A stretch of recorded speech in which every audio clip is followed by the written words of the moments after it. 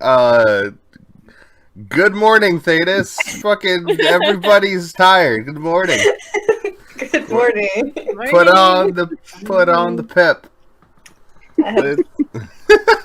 I'm clutching lots of coffee in my hand at the moment. I have a giant fucking bottle of like water and vinegar and fucking soap and sugar because I was trying to kill some flies. Okay, that makes more sense. What are you doing? Yeah, I was purposely making it sound really bad until I got to the end to see any reactions. It's like, does vinegar wake you up in the morning? I mean, I just chug vinegar. I mean, I guess that's one way to go about it. All right. So today I wanna do something a little bit different. So yeah, we're gonna do the same thing as always with like our little list that we do. But I'm thinking instead of just doing like 3 in a row, like we know I do one, next person, next person, next person, to try and like mix up the conversation a little bit. Yeah, I think that sounds a good idea. Okay. So today we're doing what is the like hardest choice for you in the Dragon Age games? I gave the option of 1 in each game, but as of now I can only think of 2 in Dragon Age Origins. So hopefully as it goes on I'll think of some. After like 2 days of planning, I just couldn't think of anything. Alright. My number 1 for Origins is actually probably going to be super unexpected for everybody. But my hardest decision in Origins comes in the Dragon Age Awakening expansion. I don't know if I like killing the Architect or not. Same. I never do. I killed him maybe twice out of like the several times that I've played it. But Yeah. Oh yes, forgot about that. Well, hey, guess what, fuckers? We didn't do the intro. I didn't want to interrupt No, you. you're fine. Listen, hey, you know what? We're on fucking autopilot, baby. We're today is new. We're just cruising.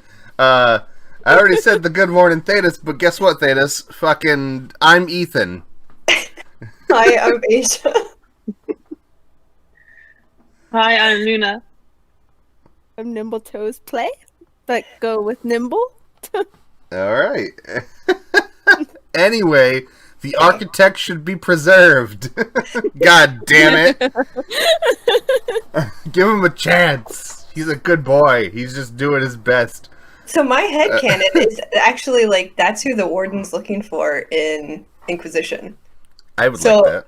I literally cannot do it in any of my playthroughs because I'm like, if I do that, then how is she gonna cure the blight? He needs to be there.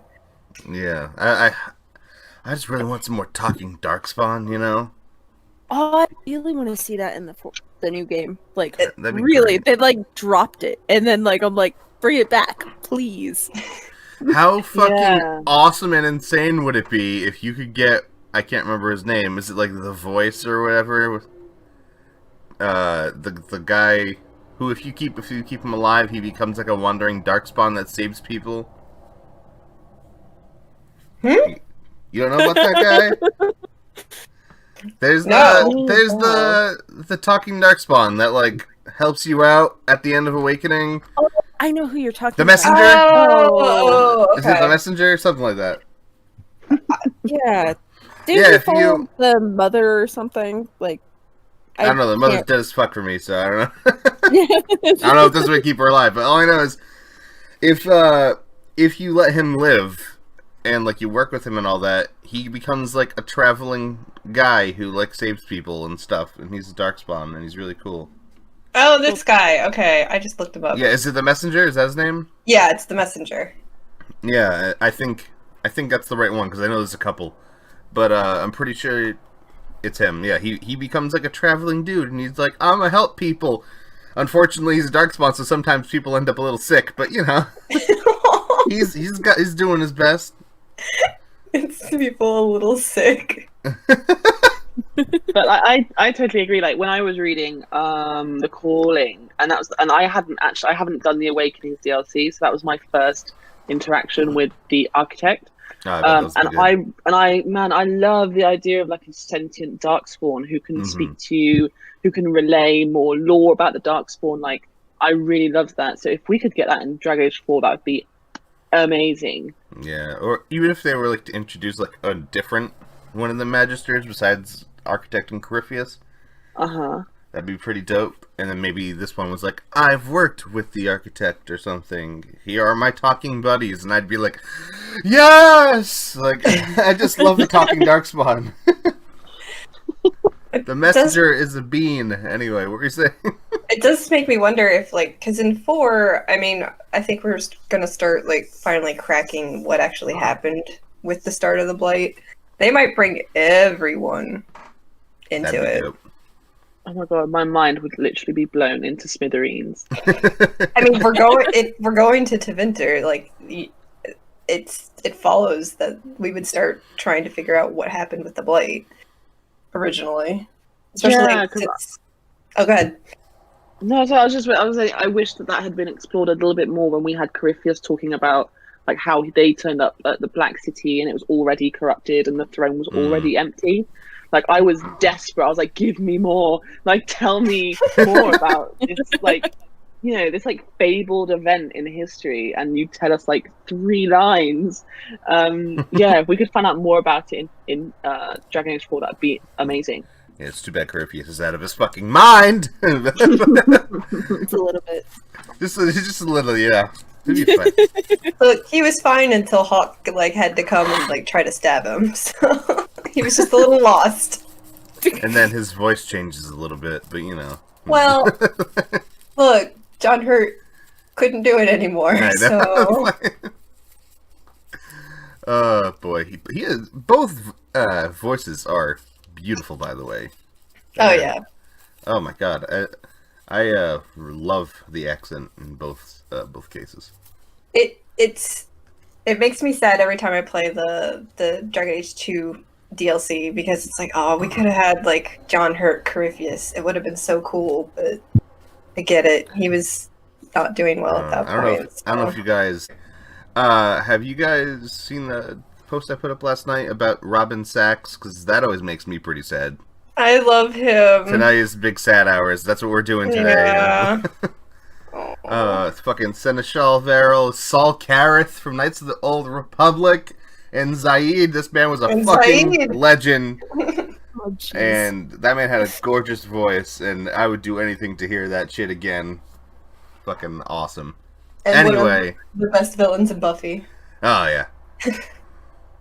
Alright, I'm done making everybody sad. Alright, Asia, would you like to go next? Okay. So this one was rough for Origins. Like I had to really think about this morning and ended up like opening the keep and going through all the choices and be like, that's okay, a good idea. Which is the hardest one to do?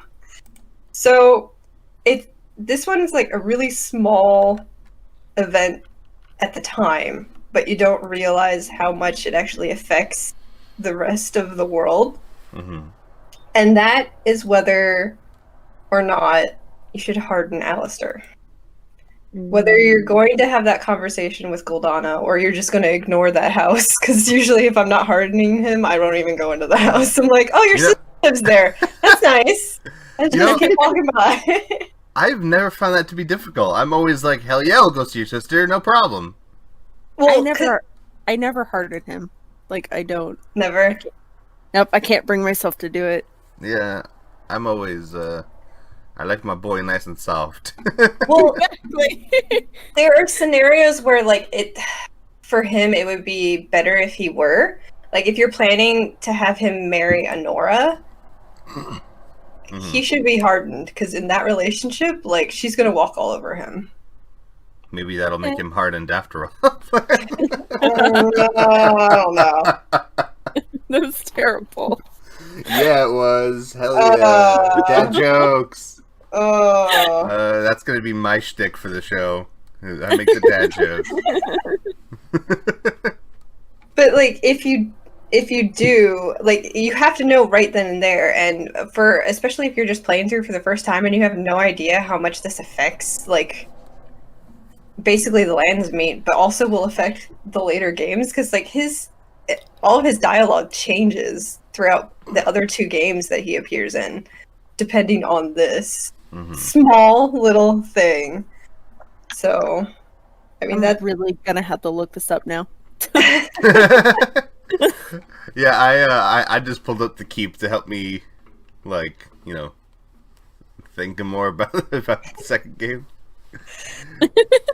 Like, I don't know, because as we've previously discussed, I like making Logain the warden now. So you also can't harden him if you're gonna do that with Logain, because if he's hardened, he's like, oh no, we're just gonna kill Logain anyway. Even if you're like, I'm gonna make him a warden, he freaks out. Just slices the poor man's fucking head off. Yeah. Listen, he's already broken, Alistair. The other, like, quick runner-up would be what to do with the werewolves and the humans. Or the werewolves and the elves. Like, that one's always a little hard for me. I don't see the point in doing anything but choose both of them. I can't remember. I think I did it so that the guy who originally... My memory is terrible. The guy that originally, like, invoked the curse ended up dying or something. And I think the werewolves were cured. I'm saying, fucking Zathrian, he dies, and then everybody ends up being okay. I'm saying, I don't see any... Oh, sorry, go ahead. No, I remember seeing, like, a really hot nature chick. Oh my god, as a child, I remember playing that game as a kid, and I was like, those are titties. I just wanted her to succeed. Whenever I decided, I wanted her to come out on top. Okay, but just throwing this out here, if you side with the werewolves, you get to fight the Darkspawn with werewolves. So, like, the first time I played the game, I definitely chose the werewolves. And, like, I was like, elves are fucking dumb. Look at these sick-ass werewolves. I remember thinking in the Battle of Denerim, I had the elves, so I must have not done that.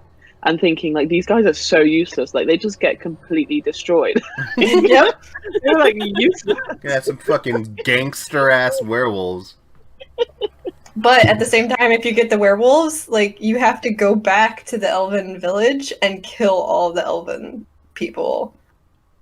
Like, you have to help the werewolves. It's really, it's terrible. Anything for some hot fucking nature spirit ladies. You know what I'm saying?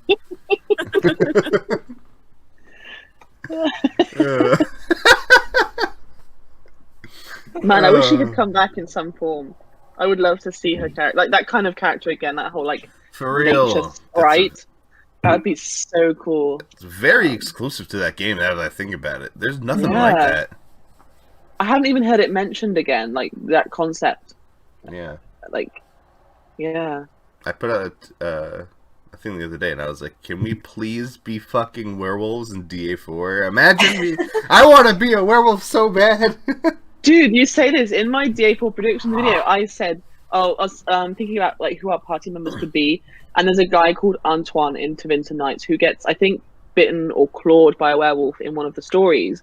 Mm-hmm. And I don't remember if he's like cured of that or not. And I was saying, like, how awesome would it be if Antoine could be one of our tank companions, and he has like a werewolf form that you can like activate. That'd be pretty dope. That would be amazing. He just like claws shit down. He's like this massive tank of a werewolf, like that. Yeah, I mean, I was probably a bit frivolous with that particular prediction, but that'd be pretty sick though. I thought it'd be cool, man. Like exploring that. They didn't really get mentioned again until Tevinter Nights, and I always think like the latest book in a series, why drop that random like reference into what is a fairly obscure like monster creature if it's not intending to come up again? I had the same thought while reading it. I was like, we're bringing werewolves back? I mean, okay. Yeah. I'm so down for that. Nimble, they're literally not in any. They're nowhere after Origins, right? Like, Well, they I don't show up in 2 for a second, Yeah, like a split second. but that's Yeah. it. Yeah, Nimble, what were you gonna say? It would definitely have to be like better implemented than the way the mate like with Origins when you do the whole shifter ability, because no matter what, every single time I transform into a spider or a bear or a dog, I die. Like I'm just dead immediately. You also got to do the 20-second dance first. Yeah, Whoa. and then if you get hit just the wrong way, then it like cancels out. Good old Origins. I fucking love that game. warts and all. Yes, of course. I love it. All right, Luna, you wanna go on your turn? Okay, yeah. Okay, well, following the Origins theme, I'm surprised it didn't come up yet, actually. So I only played Origins once, as we all know, and in the last podcast we were talking about romances, and I mentioned that I was romancing Alistair. And this is what made the dark ritual decision the hardest for me in Origins, for a couple of reasons. Firstly, I just don't like blood magic. I don't like that side of magic in the Dragon Age universe. So when Morgan's suggesting to have like old god babies, I was like, whoa, this is like, we don't do that here. Maybe in the Kukari Wild, that's the norm, but and then there was the added layer of the fact that I was romancing Alistair at the time, and she was kind of saying like getting my blessing for him sleeping with her, which was kind of a weird dynamic as well. And I imagine the choice is even cooler if you're a male warden who can like do the act yourself. It's pretty great. Yeah, I think I think if I was a male warden, I would definitely do it just because it's cool. But as a female warden, for me, it was a really difficult decision because like there were other things to think about rather than just like, this will save me from the archdemon. Yeah. It was also, why do you want an old god baby? Why have you mentioned it now? Also, this will be my son. Yeah, right. Sorry, good. No, it's fine. It was just the fact that like I didn't know actually until quite recently that I can't remember his name, but the boy comes back in Inquisition. Kieran, yeah. Yeah, Kieran, that's it. Yeah, so, and for me, like, I guess he could come back again, which would make the decision like even more significant. Yeah. Yeah, it was just that. So that was my hardest Origins decision, I think. I had thought about that last night, but for my playthroughs, it's never been a hard choice. Yeah, same here. If only, like, the first time I played through, I was, like, an Alistair supporter and romancer all the way. But when I found out, like, when Morgan tells you, like, hey, one of you is going to die if you kill the... if you're gonna kill the archdemon, thank you. It is too early. So like, hey, I got a way around it. For my approach to it was like, well, I can't help you, unfortunately, but Alistair can, and that conversation that you have with Alistair. Hey, do this for us. Yeah, that's kind of how I've always approached it. But also, Morgan's argument of we probably shouldn't lose this old god's like soul if you're gonna kill the archdemon also really appealed to me in a lore way, because it's got me thinking like, okay, so we've had 4 other archdemons at this point. We've lost 4 old god souls. Like, what would happen if we lose the rest of them? So yeah, I've never done the well, that's not true. I've done it like maybe once or twice. The old god baby outside of it being my character in love with Morgan. I know I've done it one time where I was romancing Liliana. So for me, it's always been like, on top of saving myself, saving Alistair, and the fact that my character's in love with Morgan, you know, we're basically just having a child together. Yeah, make it a little bit easier. Yeah. I only found out recently that Kieran can also be born without the old god soul. Yeah, yeah. Wait, really? Yes. Yep. Really? If you sleep with Morgan, just do the basic romance, and then at the end of the game you don't do the ritual, and you just let either Logan or Alistair die for it. Then you could just have a normal human child with Morgan. Oh, weird. And Yeah. the interaction with Kieran in Inquisition is vastly different. So it's different. He's just like yeah, a 'cause normal. He's kind of creepy. Yeah, he's a normal, just weird kid instead of a supernatural weird kid. Yeah, he comes up with some weird one-liners, actually. Fucking looking at you and like, your blood's weird. Oh man, yeah, but that's the one where I'm like, please, we need this in Dragon Age 4. Please, can we finally Yeah. sorry blood? Imagine a child coming up to you and saying, "Hey, your fucking blood's weird." Your blood's not your own. Did you know that? You're just like, what the fuck is this child? Kill it! Hey, can I take a sample, please? Oh no!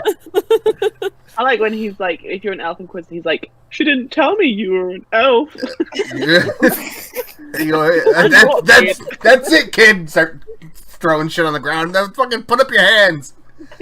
We're going at it. Yeah, Same he's thing kind if of you're a like, dwarf too. He's kind of like a 2-minute Cole with some of the stuff he says, like the lines that Yeah. he says and the significance they have. Like you mentioned, like the dragon blood and stuff. And I just hope that it's not like throwaway lines, and that they actually address some of that stuff in 4. Because it would suck if they're doing all this like almost like foreshadowing, and then don't mention it again. Well, Yeah. Kieran mentions it, but so does Corypheus if like you're either a Chronari Yes. Inquisitor or you take Bull with you. So yes. I think it's gonna come up. I really do.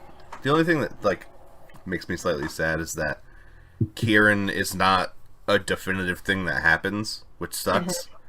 Because it's like, hey, imagine all the fucking cool shit that the game would be able to implement if he was like a definite thing that had to happen in every world state.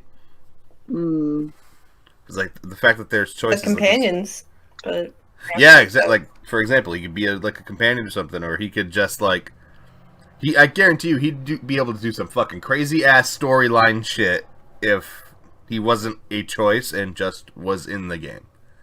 Oh, if he could be like if he could be a companion, and kind of serves that Cole role of sort of like convenient narration, of like just dropping tidbits so you don't have to actually like flesh them out. Yeah. He would be a really, really cool companion. But as you say, he might not exist in every world state. So I wonder if they would do some like funky Morrigan stuff to address that. They'll probably like, find some way. Maybe she got busy, you know, Or- during her quest for Illuvin or something. or a stand-in like Stroud. Yeah. Yeah. Yeah. Maybe that's when they introduced Connor, but then I guess he'd be a bit old. And Yeah. Connor is also Yeah, there's he's a not- chance he's not alive. Yeah. Yeah, there's a lot of fucking variant here. But Nimble, would you like to hit us with your origins? Okay.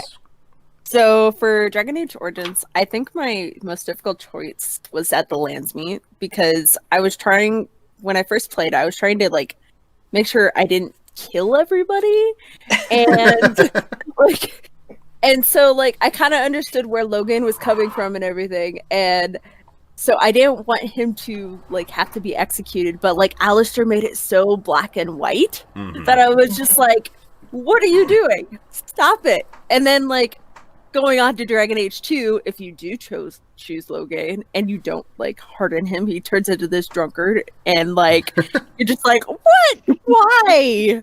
Like it just kind of frustrating, because like the entire game was like all gray. You had like these 3 different choices and then suddenly black and white, choose Alistair or Logan. I was just like, what?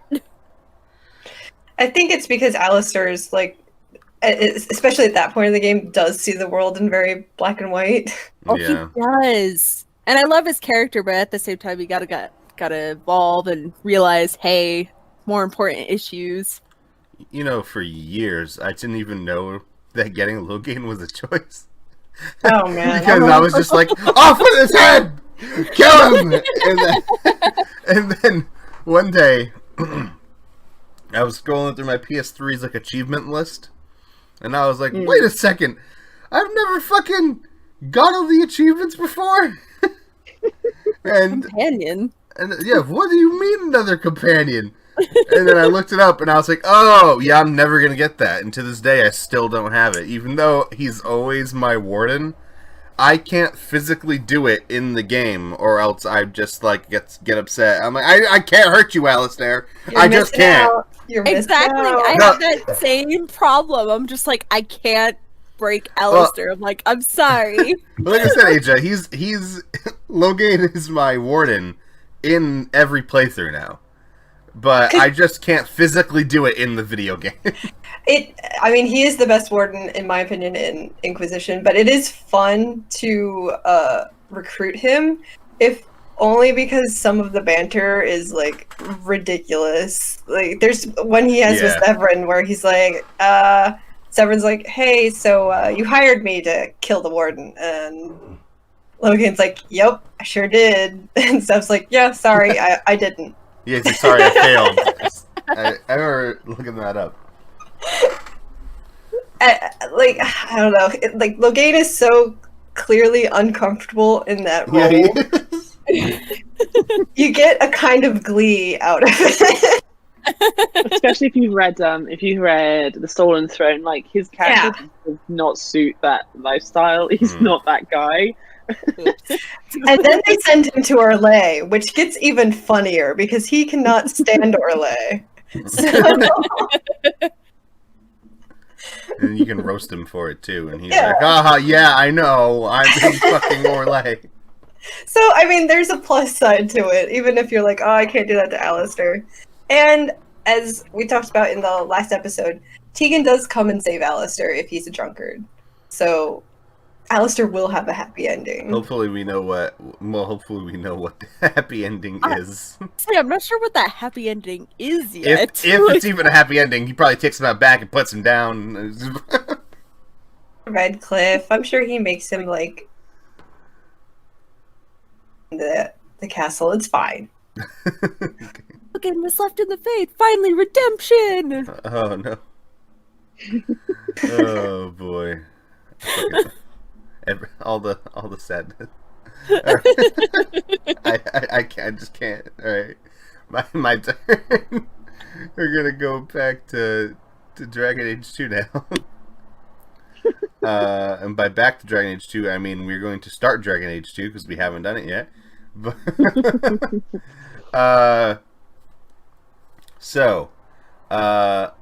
I think that my hardest decision in Dragon Age 2 is just straight up probably the biggest choice in the game, which is just the Orsino or Meredith at the end.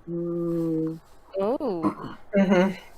So nowadays I try to just give it to Orsino every time. In my first playthrough I gave it to Orsino, but I was a child and I didn't know what the fuck I was doing. Because again, I played these games when I was a fucking baby. I played one when I was like 12 years old, the other like 13 or whatever. So obviously I played them since, but yeah, I gave it to Orsino the first time, and then I replayed the game when I got older, and I realized, damn, fucking the mages fucking suck in this game. The mages are really a bunch of fucking assholes. There's not a single good mage in this game, except for maybe Meryl, but even then, she's fucking doing blood magic too. Yep. So almost every single time in that game, I fucking handed everybody over to Knight Commander Meredith and was like, Templars, do your thing. These people are fucking out of their minds. Now I think my canon is, helping the mages and Orsino and all that. But to be fair, they're really fucking rough. Yeah. I usually sided on Meredith's side, but I think it was the playthrough I had where Bethany was in the gallows. So I was like, well, I can't do that because that's going to be awful. Yeah. So I sided with the mages, not knowing that you'd still have to fight Orsino. And then getting to that fight and being like, "Are you serious right now? Oh my god!" For real. All this time! You fucking bastard! It's like, I trusted you and all these fucking people, and you bullshitted me. Yeah. I was like, yeah, when I was, because I thought he seemed like quite a level-headed guy, like, generally. And so my first playthrough, I sided with the mages, and then, like, it's not even, like, hopeless at this point. It's just, like, a spot of trouble. And he's already, like, I'm just going to cut my, like, arm open and turn into this massive, like, abomination. And I was like, wow, man, like, we haven't even, like, it hasn't even started. It's not even that bad yet. Yeah. And then you attack me? Yeah, for real. So I actually looked this up yesterday because I was looking up something on Orsino, and apparently the only reason why you fight him is because the devs were like, there needs to be another boss fight here.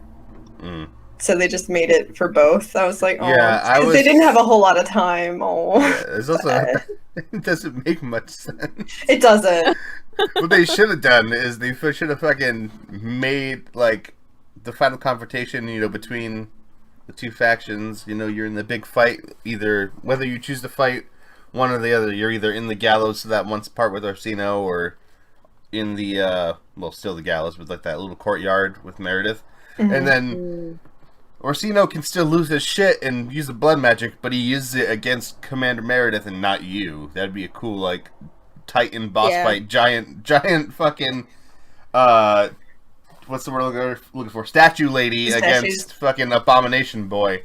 I think I read somewhere recently that it is possible to get to a point where you are in the courtyard with Meredith and Orsino, and then he challenges Meredith, and then he uses the blood magic.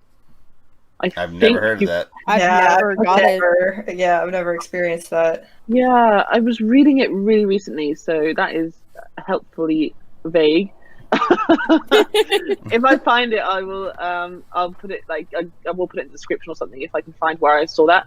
But I'm sure I read somewhere that it was possible with really specific, like world state decisions and things.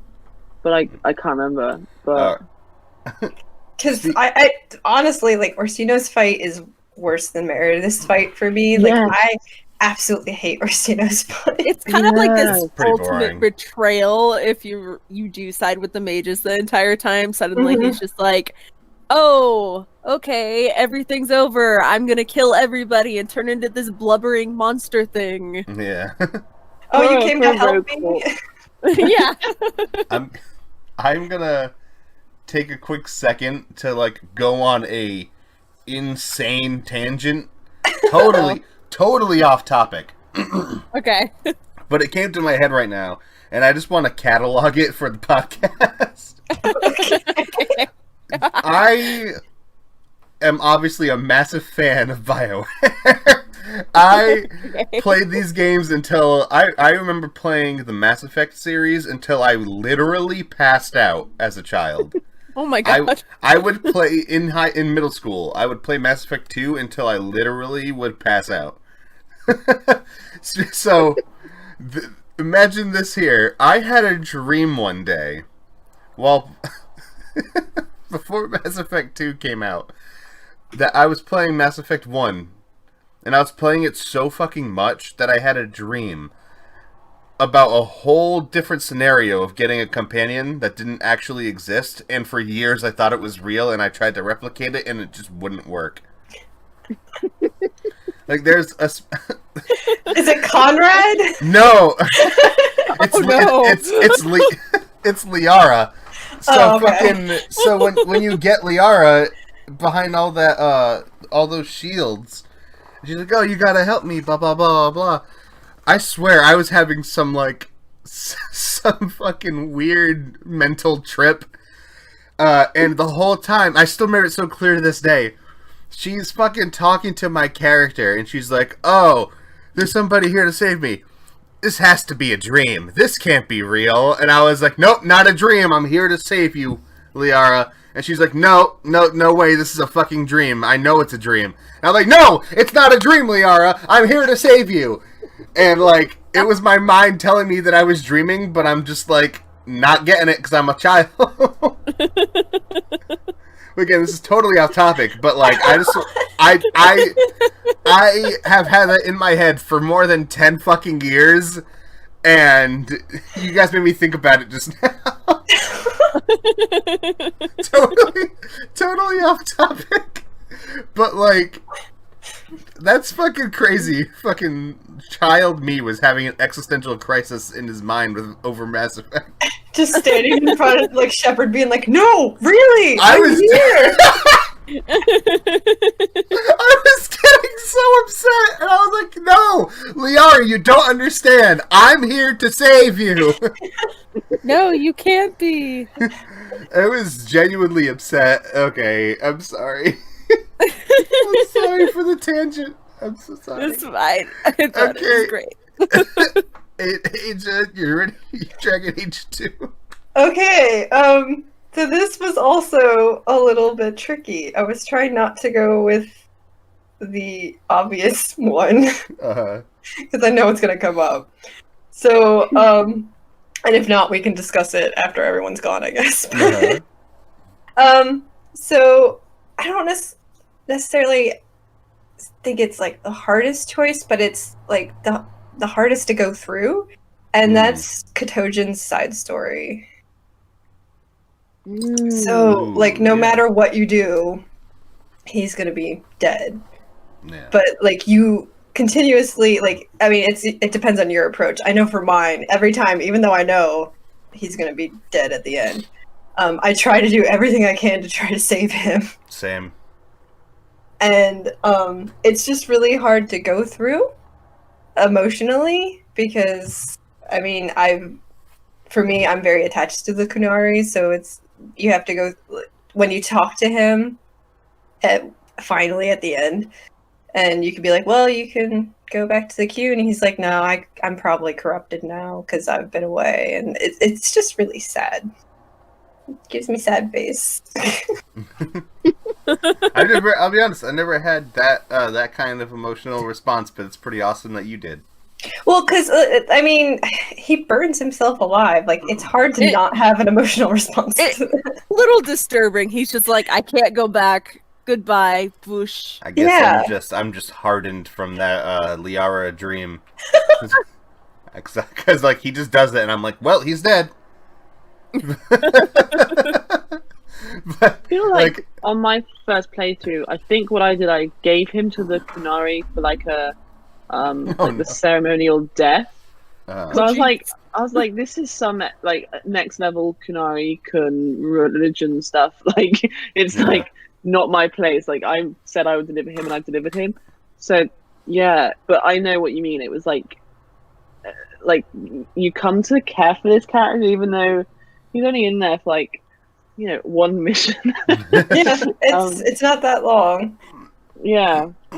But it also really made me hate Patrice. So Patrice is such a fucking bastard. Oh, she is. I hate that. She's the bitch. real villain, isn't she, of Dragon Age 2? I would think so. A little Damn, bit. Yeah. which one of you guys is gonna make the meme? I already made one for Dragon Age 2 this week, so... I think I saw it. Yeah, the fucking Anders one. I'll have to find a picture of Patrice. I'll do it. I will retweet it into oblivion. Man, I hate her. Like, there's just no, like... I thought, or maybe I've just misunderstood her on my first playthrough. My second playthrough, I was like, no, she's just a massive bitch. Yeah, like, when I do I get to kill you? there, like, is no redemption for her. Yeah, even Meredith is kind of like, oh, well, I can kind of see your point of view. Yeah, like, Meredith, she has, I mean, her own things going on, and then suddenly she's corrupted by the lyrium idol, and then, like, it just keeps getting worse and worse. But with Patrice, it's just like, oh yeah, here, let's sacrifice this person and this person and this person, and just on and on and on. Oh boy, Meredith, Patrice, you crazy sons of bitches. Luna, what do you got for Dragon Age 2? Okay, Dragon Age 2. So, much in a similar way to Asia, I didn't want to go through anything obvious. I feel like there's maybe one or two decisions that everyone thinks of when they think of Dragon Age 2. So, And actually, I found the big one quite an easy decision to make. So what I went for instead was actually a decision I did struggle with, and it was whether to kill Bertrand or save him. Yes. That's a good one. Yeah, so lots of reasons why it's difficult and lots of reasons for and against, and that was one I really struggled with because it was like you are not equipped with enough at that point in the games, like not looking back or whatever.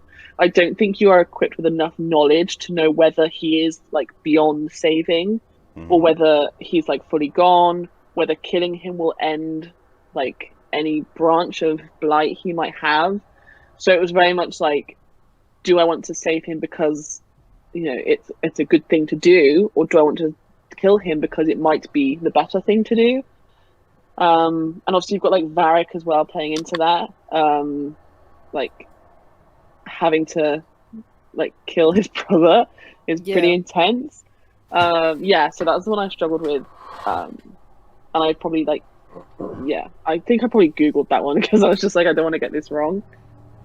I don't know. Varric wants you to save him so much, like in the end, if I remember right. Like, so I always kind of go based off of what Varric wants because it's his brother, and so it should be his decision. Yeah, for the longest time, I was just like, okay, kill him.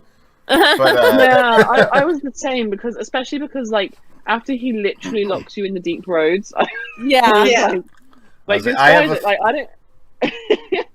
like, I do not care how blighted or crazy you are. Like, before you had that idol, you were a dick. Yeah, like, he really was, but Varric is so distraught about it that I'm like, So listen here, Barton. I've officially taken your brother underneath my wing. He is my brother now. Yeah. So you can go fuck yourself, and then I stab him in the throat. But and then, you know, depending on my world state, I'll swap it up. It doesn't really matter to me personally, but I do think that it's a really good choice though that they put in there. And it used to be tough for me, but it's no longer tough for me, only because I've done it so many times. But yeah, I thought that was actually that was a good one, Luna. Would not have thought about choosing that one. Definitely would not have thought about that. All right, Nimble, what you got for DA2, my dude? I feel like I went with an obvious one, maybe. So my first place, my first playthrough of Dragon Age 2. If you don't get enough approval with Isabella, she leaves and never comes back, and that happened to me. So the second time when you're becoming the champion and you fight the Aeroshock, I kind of had like this respect for the Aeroshock and did not want to fight him. At the same time, I liked Isabella, even if she did do a stupid thing. So like, I was distraught about what I wanted to do. And obviously I went with the whole fighting the Aeroshock thing because like I didn't want Isabella to die. But sorry, good. No, I was done. Okay. Did you 1v1 the Aeroshock, or did you do the team fight? I 1v1. I was all respectful and like, okay, we'll go with your traditions. Was that the only one who had a fucking rough time fighting him? No. I ran around like a chicken the entire time until like my mana went up, and then would be like, do, run, beat the fuck out of me. Yeah, as a mage hawk, it's not an easy fight. It's like every time it's summon your dog and be like, dog, help, help, help, I'm gonna run. Exactly. What's funny is that as a rogue hawk, he goes down like a bitch. Like, he goes down in like 3 minutes. so like my second playthrough, I was a mage hawk, and I was like, this is gonna be a piece of cake. And then he starts like one shots you. I'm like, oh my god. I thought I better check what high level strat I need for this fight, and it's literally do a figure of 8 around the room. Yeah, exactly. As a mage, you're pretty much flailing around like a chicken, like, no! Yeah, I just got to the point where every time I replay the game, I just do the group fight, because I'm like, I don't even want to fucking deal with that anymore. I've never done the group fight. How do you even do the group fight? Because maybe it's because I always have Fenris with me, and he's like, they're gonna do a one-on-one. It's like, wait, what? We're gonna do what now? You just go, no, I'm just gonna kill everybody. And then he's like, well, fuck you! And then you guys just do a group fight. and there's a fuck ton of Kunari. Is There's- that an Yeah, option? no, I definitely Yeah. made sure I did like a respectable thing because I respected him so much, like Yeah. in the canon playthrough. I did that the first like couple times, but then I got to the point where I was like, I fucking hate this boss fight because he beats my ass every time, so I'm just gonna fight everybody. You just have to avoid him stabbing you through the stomach. That's the big thing. Yeah, and he fucking pulls you on his sword like some Soul Calibur shit. Oh, it's like a kebab, isn't it? Like, Yes. Yeah. Kebab. Aeroshock is fucking tough. We're back to me again, and I still haven't thought of one for Inquisition yet. So, I'm gonna be a bitch, and I'm gonna say, hey, how about I'm gonna go back to Origins, and then maybe at the end I'll throw my Inquisition one if I have one. But because every Inquisition choice seems very perfect for me. Like this is my choice, and there's no other choice. But my second one for Origins is gonna be choosing the Keep or Amaranthine in Awakening as well, because both my choices are in Awakening. Because for the longest time I didn't know you could do both. So that was like a really fucking hard choice for me for a while, and I was like, oh, but the people, but my homies. And Wait, you can do both. yes, This is a thing. Yeah, but Yeah, you it's run the bugged risk on of console, I getting think. both of them destroyed if you do Oh, that. okay. I was like, how did I not know this? yeah. There's also a really weird bug on console, or I don't know if it's just PS3 or whatever. But there's a lot of bugs with Awakening, man. There's a lot where like some people will just randomly die and be dead forever, and you're like, how the fuck did this even happen? Or like they'll be perfectly fine, but in the end credits thing, it's like they died during the fighting, and you're like, what is this? The Awakening is super bugged. Yeah, there's a reason why I think I've only played it 3 times.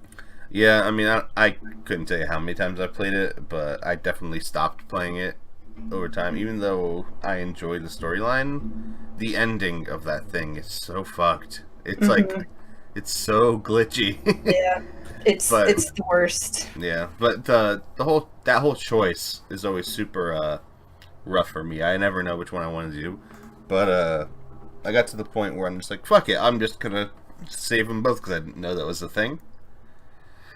But yeah, and that's how I do it now, and that's it. I feel like no other choice is really that hard for me until you guys like mention it, and then I'm like, oh yeah, you know what, that was pretty tough.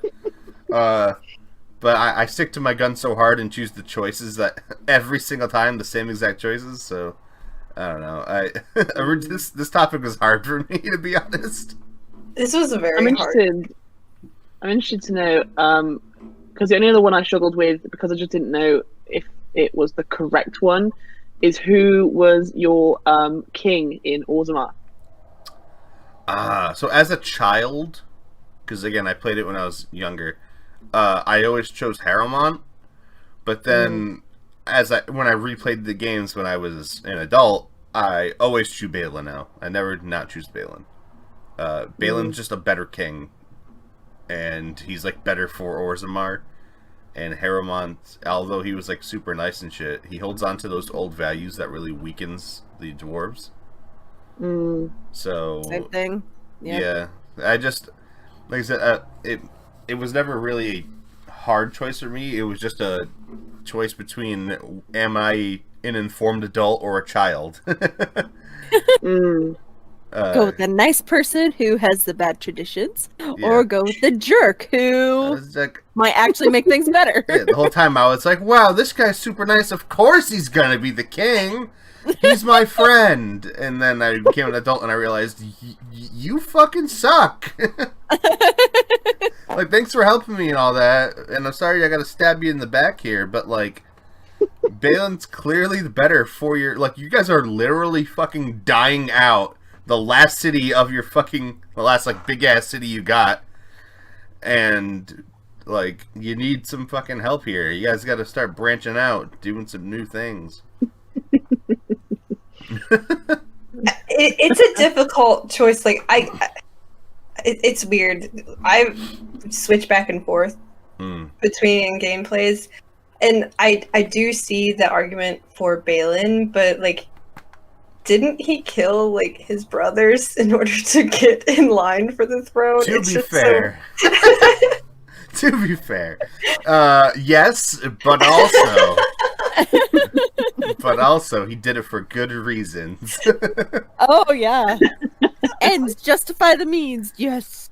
Of I course. mean, like I've said, I haven't. Those are the two playthroughs I haven't done, which were the two Dwarven origins. So, like, I'm sure it's a completely different perspective on it. Dude, But it's so good. The Noble Dwarf origin, although I never make it my canon because the elves are so perfect.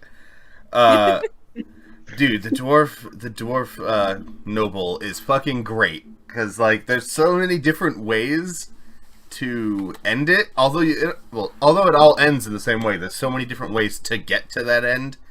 Like for example, you could straight up help Balin kill your brother, and then Balin's like, he did it. It was him. oh, Or you can straight up just be like, I don't trust either of them. I'm gonna kill both of them, and then Gorm's like, you probably shouldn't do that. And then you get caught and whatever. And there's like just a fuck ton of ways for it to end, and you can, I don't know. It's just so good. I love it. It's so underrated. I love it. interesting. So Okay, I think you might have finally convinced me to try that yeah, origin. it's great. Also, cool fact for those who don't know. The dwarf noble character in Origins is the only character that can have canon for your playthrough if you do it, 2 children. Oh, right, because Marty. Marty. You can have 2 kids. You can have Kieran and you can have your Idukan son, which is cool as fuck to me because I'm like, yo, Kieran's got a fucking brother somewhere. That's lit. I really like that origin story, even though I never do it anymore. All right, now we're going to the Inquisition for Asia. Inquisition. Okay. Yeah.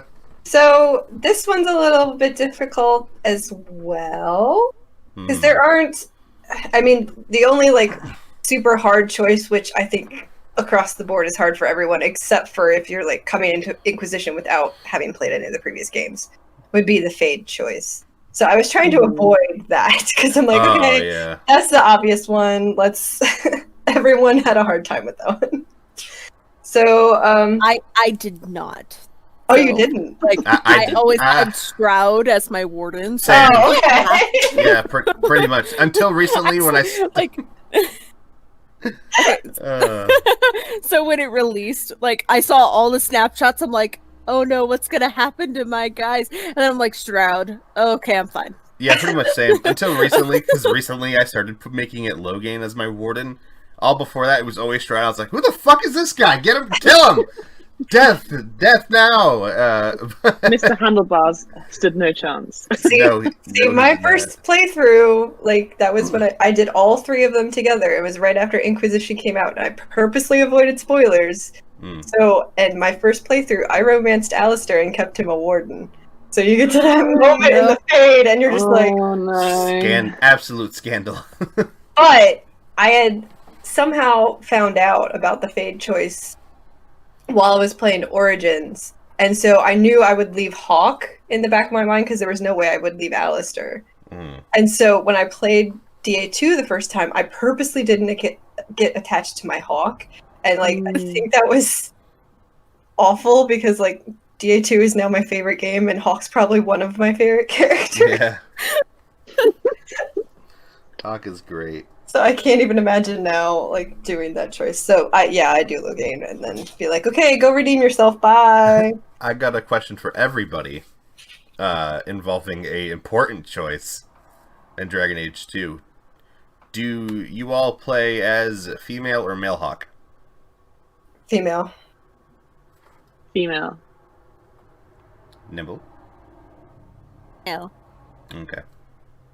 Yeah, I've had this discussion with people in the past, and I just have such a hard time seeing Hawk outside of male Hawk because I think Nicholas Bolton is just so fucking perfect with that voice. See, I love Joe Wyatt, and like I will have anything with her voice in it. Just every time I hear Nicholas Bolton, I'm like, this man is a king. I mean, that's why I love Reyes in Andromeda, but Yes, yeah, he's great. You know, the first time I played that, I didn't even I met him once and then never saw him again because I didn't even know that you could like talk to him ever again. Oh no. my heart. Yeah, I was like, hey, nice to meet you, buddy. And then I was like, that storyline went nowhere. Oh, no. Same thing with fucking the lady that's there that runs the place. I can't remember her name. Did you just ignore that because she's voiced by Vivian's voice actress? I did not know that, but now I know why. It was subconscious. No, I just got there and I was like, all right, time to just keep playing. And then I didn't realize that those were side quests. I was like, I'm sure they'll come back up. And they never came back up. Womp womp. All right, so actual Inquisition choice difficulty thing is who to put on the throne in Orlais. Ooh, that is a good one. This decision, I think, is vastly more difficult if you have not read The Masked Empire. Yeah, definitely. Because I hadn't read The Masked Empire, so I was like, who are these goons? Like, who is this? I got the cocky elf. I've got this like guy who just wants to hurt people. And Selene, who's just like, hey, can we all just get together and be peaceful, please?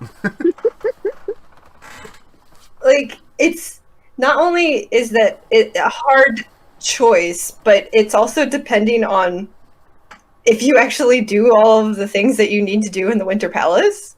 Yeah. Like, if you miss some of the holo statues, or you don't go into the wrong room and you waste your holo statues on the wrong room, hey, surprise, you have a limited choice of what you can do. Okay, so this is a very small opinion, but I don't like Selene. Like, Gasp. I don't like her at all. After reading The Masked Empire, I was just like, I kind of liked Gaspard a little bit because he was no nonsense, even though he was like very. I know if he ended up being the ruler, he would definitely probably end up going to war with Ferelden, so I did not choose him. But I did end up letting Selene get assassinated and then chose Briala to rule through Gaspard. I love all the audible gasps. I know. So I had that happen. That's my default. Like, I don't like Selene enough to let her live because of my first playthrough, I did not know about the fact you can get them all to get along. So otherwise I would have gone with that. But, and that's the hardest one to get. Yeah. I'll be honest, I really, really like Gaspard as a character, so I always want to put him on the throne, but I never do. Yeah, exactly. He's just a great character overall, and he's really interesting. And I'm like, if you weren't trying to, massacre the lands of previous games, then maybe I would put you on the throne. Oh God. Luna, what do you do? So, what do I do? Pre-reading Masked Empire, I feel like I reconciled Briala and Selene and had them rule basically together. Same. And then the second playthrough, this is still before I'd read Masked Empire, I went for Gaspard because I was convinced that he would do us more favors in the upcoming war against Corypheus. And was a bit more like decisive militarily. And I actually killed Selene to achieve that end. Yeah, and then now that I've read The Masked Empire, I actually had the opposite thing. I actually liked Selene more, having read the book. Yep. Because I felt like Gaspard was just like, man, that guy was stirring the pot, was he not? He claims he's got the more, like, the rightful, he's got the more correct right to the throne or whatever, like, rightful claim to the throne. which might be true, but that was like, I think she's been Empress for like 20 years at this point. Yeah. Wow. Like, like, dude, go and find a hobby or something. Like, go and do something else. Like, holding a grudge this long. Yeah, I'm like, good grief. Like, is there nothing else to do in Orlais? No, there's not. The only And it other sounds thing. like Sorry. it sounds like she's been like, no, it's fine. It sounds like she's been fairly successful at that for the last 20 years. Mhm. And I just don't like Briala. I just don't like her. There's something about her I don't like. I didn't like her in the books. I didn't like her in the game. I don't know why. I think it's because she's kind of like, I don't know, like she's a bit scheming. Like I just don't like people who I can't trust. If there was a little bit more time with her, I feel like we might have liked her a little bit more. Yeah. I mean, you get more. Everything's like a double bluff. You get more time with her in the book. True, So, like, true. if you really want to get to know her, read Masked Empire. Yeah, I used to reunite them as like thinking that was the happy ending, but then I read Masked Empire and it's like, oh, them being together might not necessarily be the best thing. Yeah. No, it's definitely it's a very tedious situation between the two of them. Yeah. So now I mean, it's hard and you gotta be in the Winter Palace for a while, but if I'm doing what I think is the quote-unquote good outcome, I will get the three of them to work together. Yeah. Because I think Selene by herself is going to be overthrown by Gaspard. Like, there's just, it's going to happen. And so, since you can't have Briala in the shadows, because I think that relationship is bad for the two of them, the only way to do it is to have all three. But even that's going to be a power struggle. And, like, I think Solus says something about, like, it doesn't really matter as long as they're fine for now and they don't go to war. No, long run, Solus. Stop it. Because I think it's mentioned that Corypheus wants Selene assassinated because it will cause chaos. So I feel like the best way forward is for Selene to survive in some way or another. And like I agree that her relationship with Briala and having that influence on the throne is kind of a bad idea. But at the same time, I feel like Briala was a lot of her strength as Empress. I think she was her eyes and ears, like definitely in sort of the Winter Palace and Orlais. So I feel like without Briala, Selene she's still probably a good Empress, but I don't think she's as good. Yeah, she's outplayed a lot. In the Worst World State that I'm playing right now, what I ended up doing, because I couldn't let Selene get assassinated, like I just I could not allow it, and so I started to think about what actually would be quote unquote worst outcome, and it would be Selene by herself, no Briala, nothing, and leaving Gaspard alive, and just being like, well, you two kids have fun figuring it out a few years from now. Just be quiet for now. That's all I need. Leaving it as you found it, basically. Yeah, pretty much. Yeah. I'm just gonna push this over here. Yeah. Sorry, I killed your sister Gaspard or cousin, whatever she is. Nice party. I can remember. Yeah, I always nice leave party. Florian alive. Oh, I always end up like Pretty... assassinating her. Luna, earlier, I think it was you, that said, you were like, oh, apparently there's nothing else to do in Orlais. And in my head, I wanted to make the joke so bad, but I didn't want to cut anybody off. I wanted to be like, well, apparently to Selene, you could just do the elves. And Oh! Oh my god, you should have said it. I started to, but then I started cutting Luna off. I was like, oh, sorry. So I stopped. Hey, you know what? Sorry. I'll find a way. I'll just put this part in. Fuck it. It's my podcast. I'll throw whatever I want. You should just overlay. You should like overlay your voice making that joke and like mute me for a second, like you did make that joke. I might be able to do that. No one will tell. No one will tell. Yeah, except nobody will laugh. It'll just be you guys continue with the conversation. And it's like, damn, that guy really stupid, huh? Just really, like kind of like really unfunny. Sound goes off. Yeah. You can put in some canned laughter. Maybe we should all laugh now at the same time, like you've done. Oh boy, you're so funny. There you go. Fixed. I might be able to pull some wizardry there and just move this to that spot.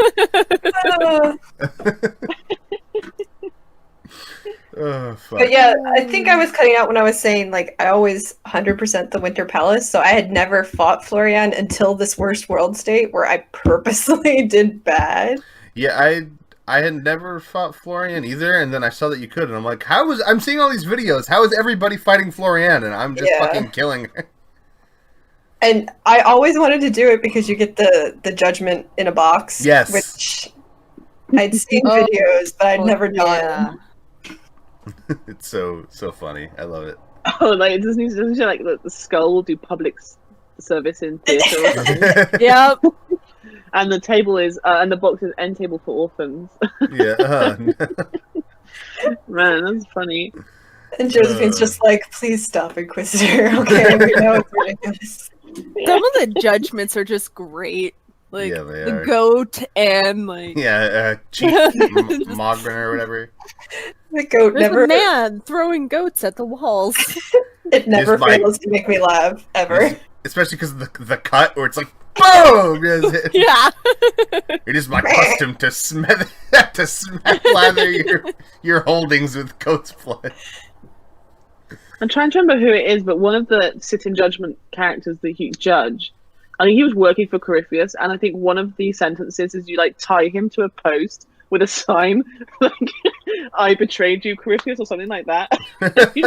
And leave Corypheus to find him. Oh my god, it's so funny. That sounds Guy's, absolutely like, fucking panicking. great. Is it the Templar guy? Oh, I feel like he might be involved in the Warden quest, but I'm trying to remember. I don't know. That sounds fucking awesome, and I've never done that. Are you talking about Samson? Because I don't think that's Samson's. No, I don't think highly it's doubt that. Samson. Oh, I man. don't know, but that's fucking great. I'm like furiously googling it right now. Yeah, go ahead. It was, like I said, any flubs and shit, I hardcore edit any issue inside these. By the way, that last one, good god, that took me a couple days to edit. Oh, not even because, not necessarily because it was so long, but because it was so long, I was doing it in like 20-minute chunks. Okay, so it's Crassius Service. He's a Venatori overseer. Ah, How do you even get him? is he the guy in the Western Approach? No. Yeah, What? he's in the Western Approach. Okay. He I did that hires for the raiders called the White Claws. I did that, I think, for the first time in like my 2019 playthrough, like at the end of the year, like a couple months ago. Yeah. Or it was early this year. Either way, I very recently I did that for the first time. Yeah, Well, but you AJ was can. shocked. No, what's his name? It is Crassius I could just type it, can I not? Crassius. Cremisius a classy. I got it. Crassius. I don't know why I caps locked that. Service. Just screaming it. Crassus! People not on this channel right now are going to be so confused. For real. He's like, what in the fuck? What are they talking about? Oh yeah, so it's not the guy that was having okay. It's not who I thought it was. I thought it was I can never remember the guy who's like heading the thing at the Western Approach. I'm like, no, that can't be one of the options. No. Aramond. Yeah. Yeah, no, I can't remember. I don't remember how you get this guy. Aramond. Yeah, I just remember that you can like tie him to a post, like returning him to Corypheus. It's really funny. I don't think I've ever gotten this judgment. I'm gonna have to try to get this. Is Oh it my god, me? do. Or does Aramon look like he has a coat of slime on his body? Ah. Aramon looks so slimy. He just like swaz on grease before he comes to me. Hello. No touching. Oh god. He just I looks wanna- so gross. He he just went down like such a little punk. Like I just like he's imbued with this power from Corypheus. real. It's like Clarel just like beats him in one like one electric ball. And it's like, wah. If this was like Mass Effect or something, he's the type of character that you'd walk up to and just punch in the face. Yeah. In the words of Cole, Aramon is an asshole.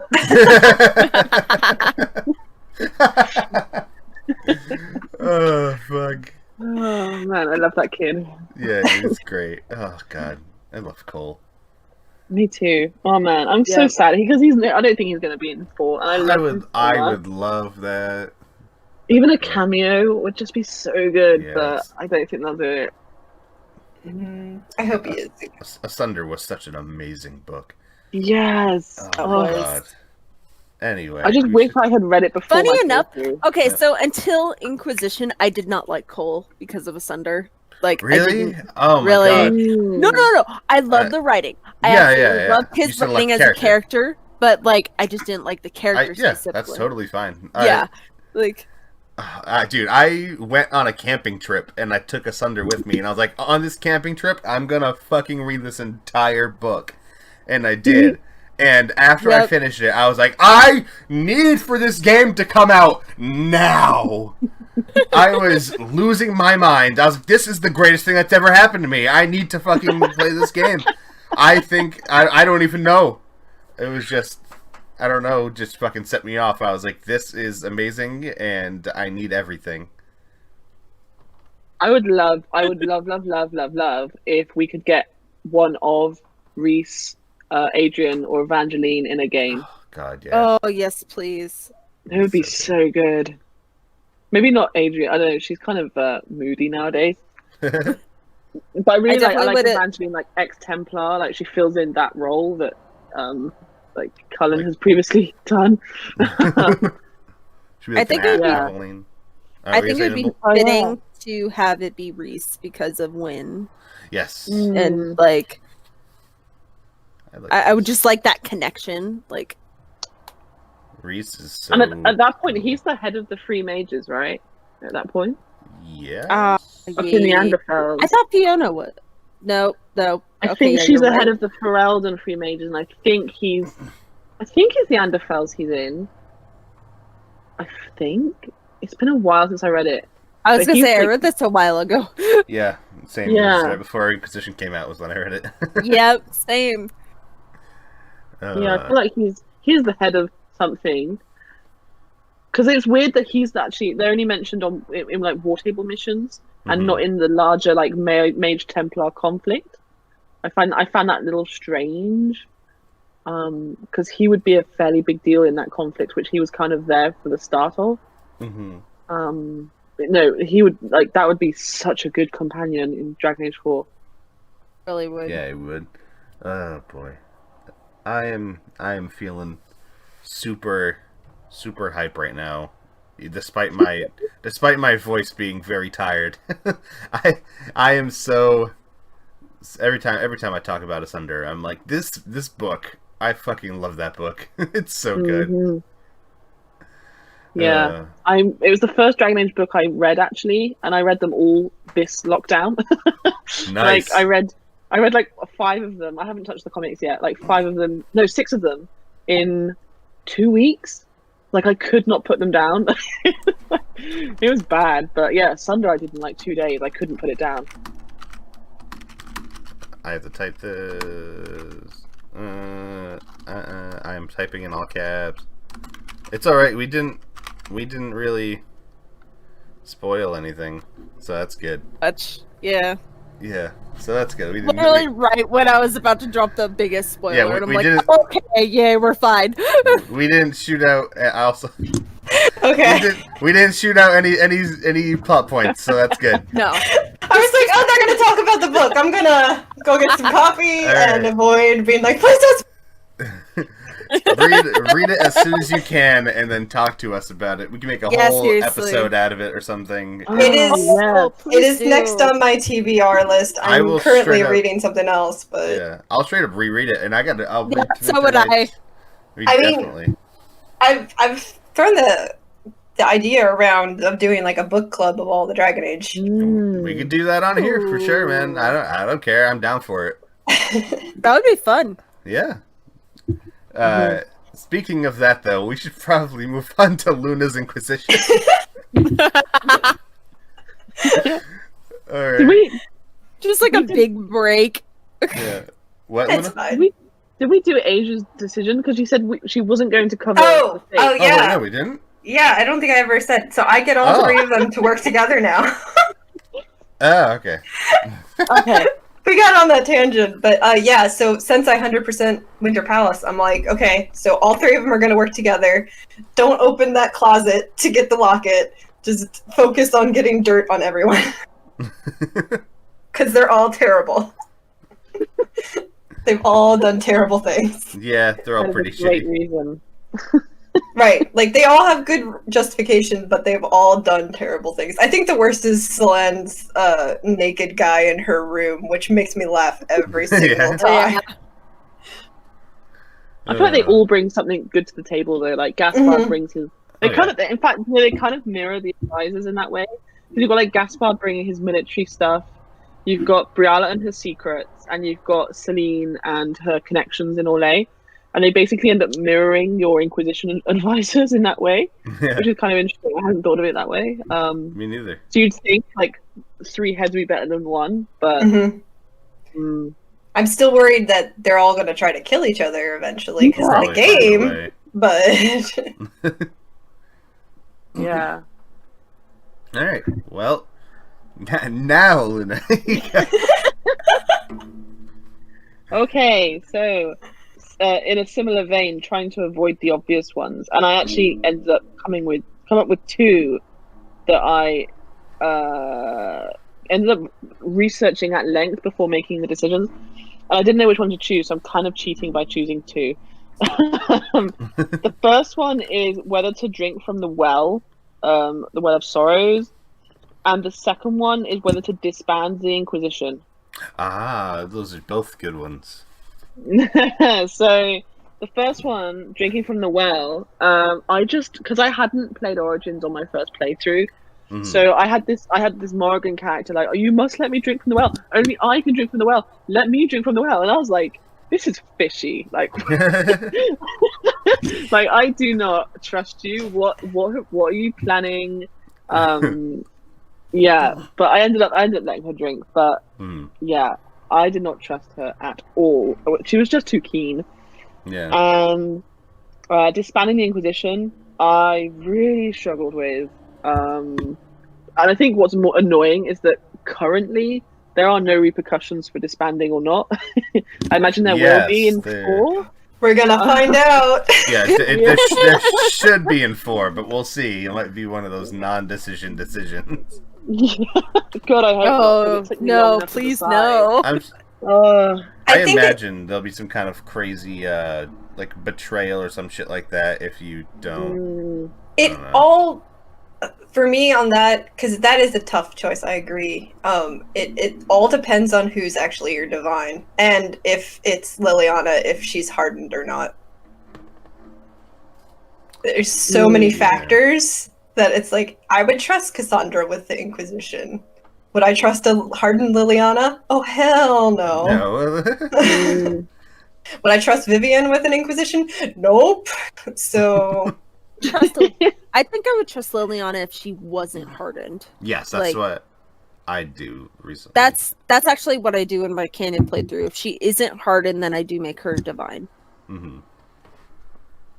Like, I think what I did, I think I was really anti-Solus. So that his whole spiel at the end of Trespasser, and he's like, "Oh, my spies tripped over their spies, and your Inquisition is corrupt from the inside."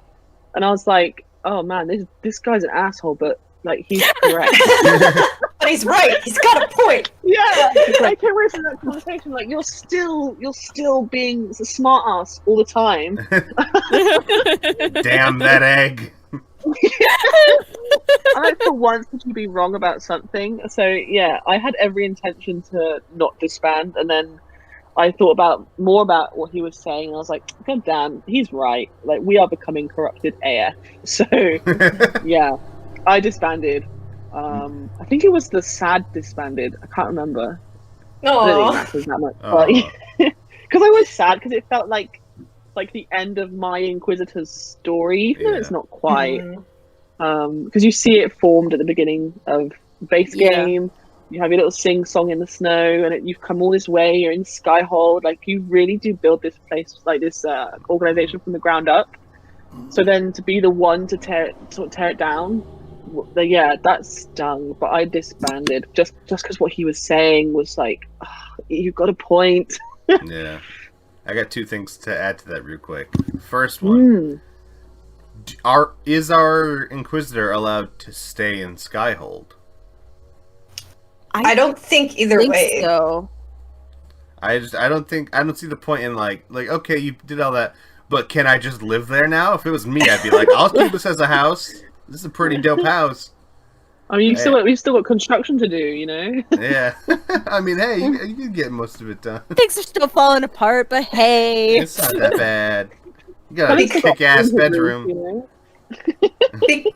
Because of its location, if you disband, I don't think whoever is the head of Orlais and whoever is the head of Ferelden is going to be like, yeah, it's fine. We'll have a giant figurehead stay in the place where there's a large castle and they can accrue army. Yeah, it's fine. I don't see that happening.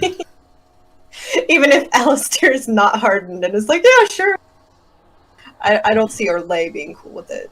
I hate everybody. Especially their reactions when like during Trespasser, they were like, you guys need to stop. No. I can't even tell you how much I want to bitch slap Tegan all throughout Trespasser. What is your problem, you fucking cock? He's just mad he didn't hook up with the warden back in Origins. He's mad because he's just alone and no one loves him now. It's just like you do so much for all these different areas and then suddenly everyone's just like, grr. Yeah. I did kind of like when Tegan was saying I think it's Tegan that said you've got this massive military force like on the border of both Orlais and Ferelden and you haven't declared what your intentions are to do with it. I was like, yeah, that's probably fair enough because like we're pretty powerful and we're not really aligned with anyone. Right. So it is kind of this like neutral chaotic organization that could really just do anything they wanted. So I did sympathize with him when he said that, even though he's a douchebag. I totally agree. I don't disagree in the slightest, but also, like you said, he's a douchebag. Also, if it was me, I'd be like, okay, let me declare a side then. Fucking, I'll declare a side. Let me. Yeah, but if you do that, then it's going to cause a war, no matter whose side you choose. Because the other side's going to be mad. I'm going off to clap some cheeks then. Who wants to get their ass beat?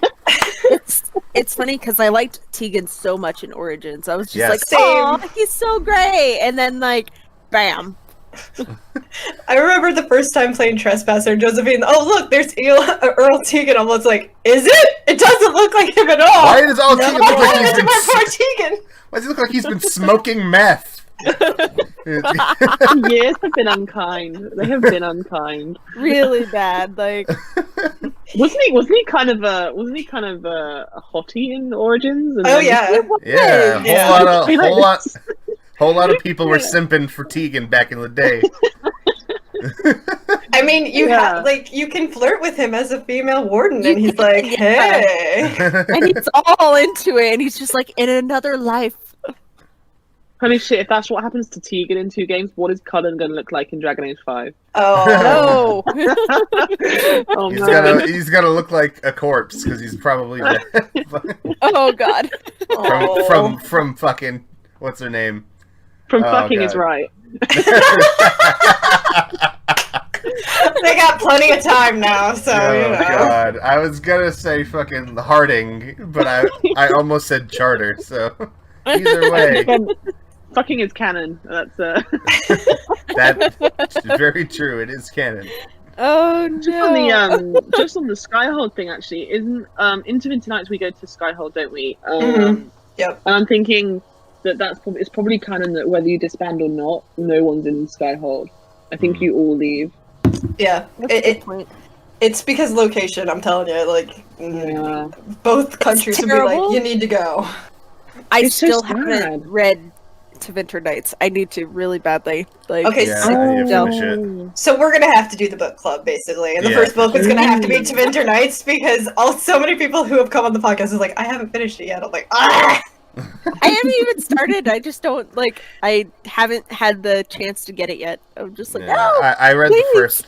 I read the first part, the first story out of like the however many stories there are, and I was like, "Dang, this is really good." And then I was like, "I'm just gonna do another playthrough of Inquisition now." And I never went back. I feel like that happens like a lot. You get Yeah. a reference to one of the games, and you're like, okay, sorry, I'll come back to you, other video game. This is my true love. Reminds me of a joke from fucking Aziz Ansari, who's like, "Oh, I don't know anything about Joe Pesci," and then he just looks up. What if I learned everything about Joe Pesci? And that's me with Dragon Age. I'm like, "Oh, I'll read this book. What if I did everything in the fucking world about these books?" Yeah. That was me with Stolen Throne. I was like, oh, I'm making the game my warden. Let's go. Exactly. Let's do this game over again. That was me within like 3 months of finishing Inquisition. I think I played both other games, read every single book except for the comics, started a Twitter, started a Twitch, a YouTube, and Instagram. Like, I was like, I need to inject Dragon Age into my eyeballs every day. Put it in my bloodstream. Like that, like Ace Ventura. It's in the bone. Literally how I feel about the whole thing. Did it on the drinking from the well? What did everyone do? Oh, I always drink from the well. Almost It depends. always. It depends on my playthrough. I have like 3 states, but the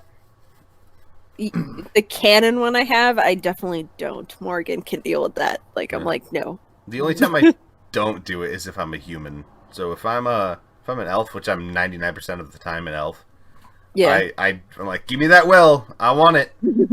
yeah, and definitely. Like, if I'll you're an drink- elf, it's kind of like your heritage, sort Yeah, of. I'll And drink the so, whole ass well.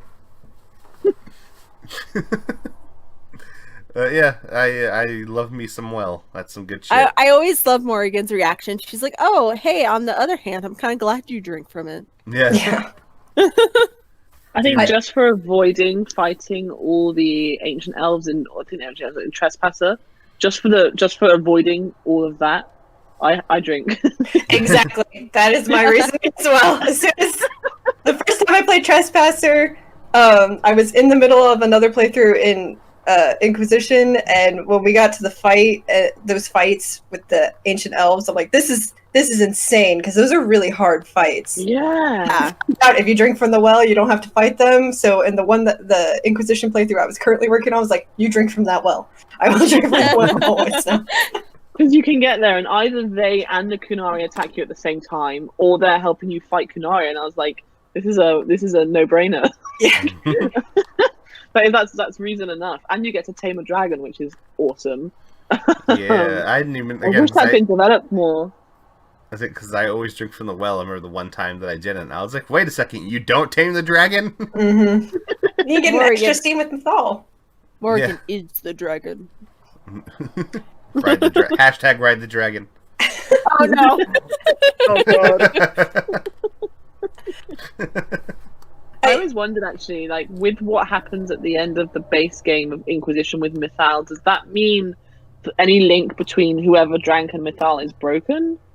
Figure. I assumed. thought. Oh god, sorry, I'm believing you first. Sorry, I kind of figured that Solus now has that control. That's what I was Oh also my going to say. God. I assume it just transfers to Solus, which is why in my head, which is why the Inquisitor can't go after him in DA4, because he can just use that, wiggle his fingers and control you now. Yeah. Oh god, I don't like that. So I it's don't like either that at all. it's either that or like Mythal is messing with that Alluvian right as Solus comes in, Mm-hmm. and so there has to be a reason why they were showing that. And I think like she was sending a piece of herself. Or something. exactly, just like she did at the beginning of DA2. Like, so I actually don't think Mythal is dead. This woman needs to stop sending pieces of herself and just fucking die. No, I literally love her so much. Yeah, I think what Solus took was the old god, not Mythal. Oh, Very that's not possible. bad. So, like, he might think it is, but I just want to. I just want to say that every podcast we find a way to make sure we mention how much we want to just slap Solus around a little bit. I don't know if you saw in the title for the second one, I put, yes, we talk about beating Solus some more, or something like that. I mean, it's hard not to talk about, like, Inquisition and not at least bring it up. Just, like, talk about... Just like, yo, you guys want to talk about fucking the Masked Empire? By the way, Solus, I smacked the fuck out of him. I mean, technically, like, there's a theory that he's in the Masked Empire. It's just... I haven't read the book, but I've heard that, and Oh my god, yes. Read the book. No, I thought that was. Never mind. Sorry, I'm not spoiling. No, it's fine. I've read the spoilers ages ago. I don't remember most of them, but I do remember the fact that everybody thinks that one guy is Solus. Yeah, I thought that like Nimble. Read the last page. It's his running theory. No, yeah, the last page. I thought that was Corypheus. He was talking about, like, the Elder One and... Yeah, I know a lot of people on YouTube who are like, that's definitely Solus. I mean, at first, but I thought it was... I can't remember who I thought it was. I thought it was, I thought he was talking to Briala. I don't know why. All I know is that I watched a bunch of videos on the spoilers and stuff, like when they came out and all that. And there wasn't a single person I heard say anything, but this guy is definitely Solus. I'm gonna have to reread it then, because I could have sworn it was Corypheus. Yeah, I haven't even read it yet, and I own it. I just have to read it. Yeah. And every time I look anything up about it, everybody's always like, "Yeah, that's definitely Solus, right?" And I'm like, I think the feeling was that Felasan recognized and perhaps was even friends with whoever he's speaking to. Mm-hmm. So I think the feeling was that it wouldn't be like Corypheus or a bad guy, which is why I thought it was Briala, because like that's the closest friend that we know of that he has. Yeah, so there is a popular theory that it's actually Solus he's speaking to, rather than Yeah, plus at the end of Trespasser, he has all the Illuvians. So Briala was trying to collect them. So he either did something to Briala to get them, or is working with Briala, or that is him.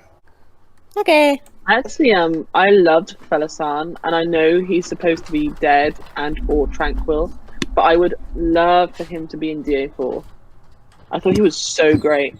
It would be cool if he came back as Tranquil, because we need a Tranquil companion. That's all I want. Oh, I never actually thought about having a Tranquil companion. That'd be interesting. Because it'd be cool if we could like seek out Cassandra, who supposedly in many playthroughs will have the knowledge of how to reverse tranquility. Mm-hmm. Yeah. If we can find him, recruit him initially as Tranquil, and then his personal quest is to seek out Cassandra Pentagast, who can make him untranquil. Mm-hmm. That would be awesome. So good. Yeah, because then you would also have the cameo from the last game, and then like, because I just love Cassandra in general, but like, yeah. I mean, I think Cassandra would be coming back. Whether like, I think of all the people, we're gonna see Cass again. Mm-hmm. I think of all the people, we'll definitely see Dorian though. Oh well, yeah. I think Dorian's a good shout. Dorian, Cass, and then I think Josephine will come back. I think Josephine as well. Just because she's in Antiva, and we should be going to Devinter, and like it's close by. Like that's the only reason. And then I think there's a good chance of Fenris showing up too. Yes. Hopefully. I have returned. Hello. Is it like that would be so cool. My girlfriend needed to call me for a ride to work later. So. Aww. Yeah. All three just awes. Aww. It's okay, because she's also mad at me again, so it's fine. Gosh, Oh, no! did you tell her that you're not going to marry her again? That's not... Oh, there's... That's a thing. Wait, were Luna and Nimble... I know Nimble wasn't there for that. Luna, you weren't there for Nope. that, right? Who was the other... Alright, well... More tangent. Context, please. Yeah. Oh, God. Hey, I'm gonna keep this in, because this is good shit.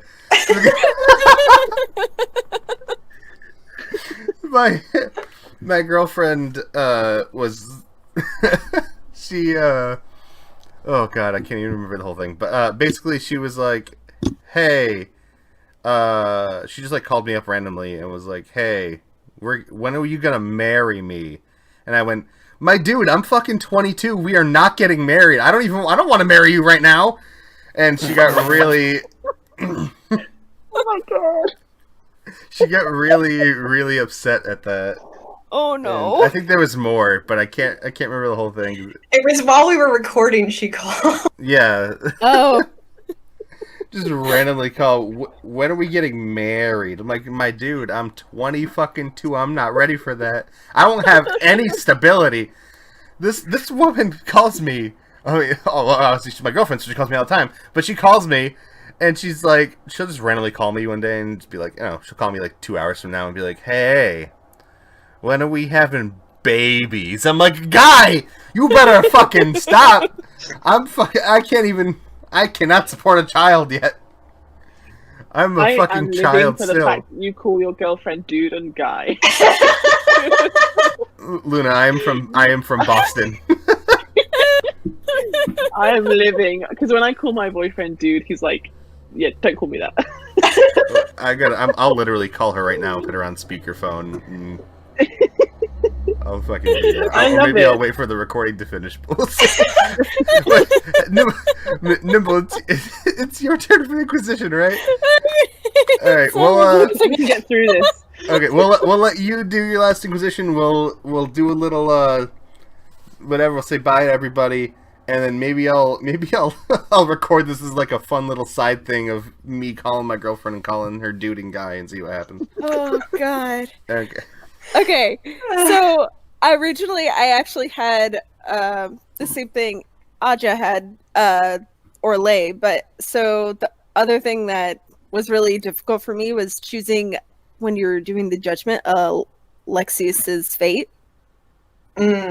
So I don't like to make anybody tranquil, but I also kind of like understand where he's coming from, the fact that he was trying to save his son the entire time. And so although I don't justify it by any means, because it's like, you kind of sent Dorian and her, and you wanted to, or not her, the Inquisitor out into existence and everything, and that's just awful. But at the same time, like it kind of shows like the writing, how well he is written, because of the fact that like it so much that you would do to save your child. And so I end up not executing him, but like having him become a researcher. I like that choice, to be honest. I do it like every time now. So like I think most judgments where you end up with an agent and or more war table missions, I generally go for. Same. So Oh, go ahead, Aja. I agree, but there is one time when I will totally 100% make them a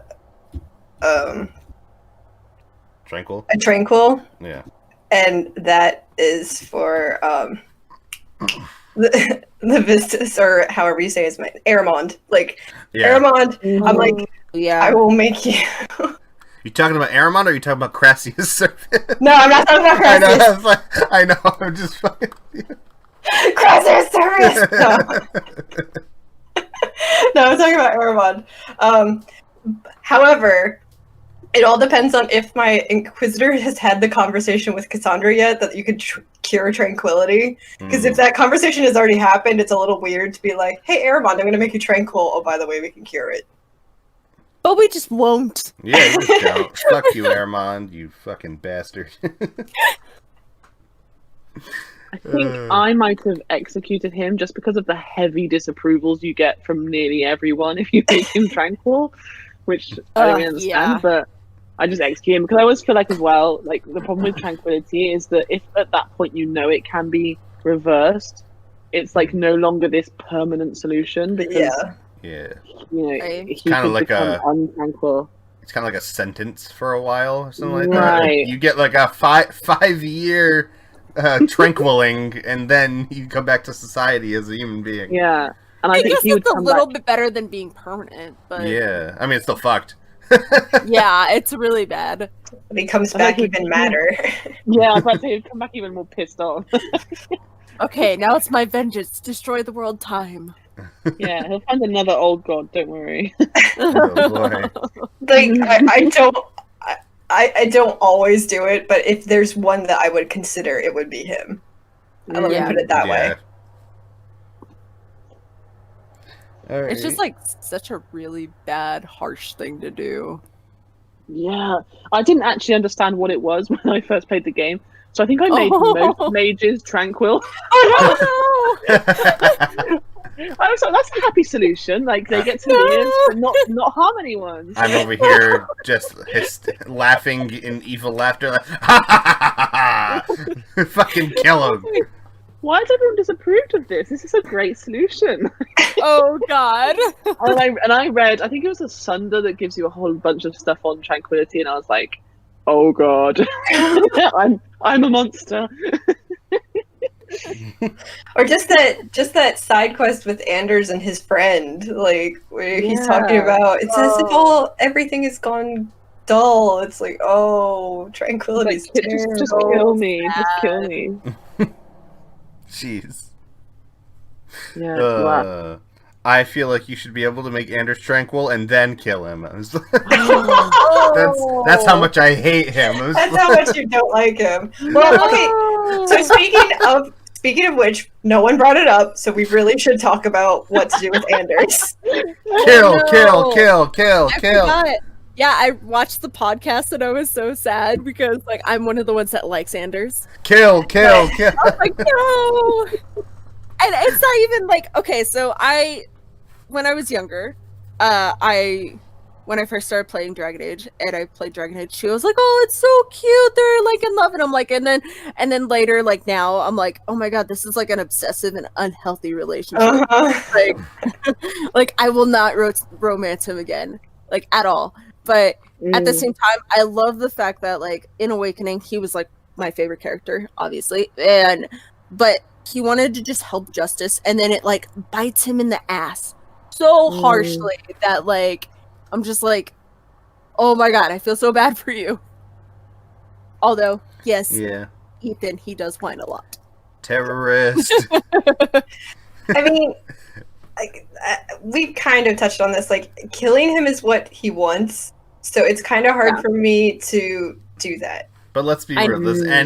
He's like, kill me, I'll be a martyr. But does he really become a martyr? He does, though. I don't think you never hear of his name ever again, except for like once in Inquisition. Nobody's like, "This is for Anders, you son of a bitch." They're just like, "Yep, we're fucking free now." Nobody gives a fuck about him because he was like, "Hey, you know, my spare time when I'm not whining, I like to bomb churches."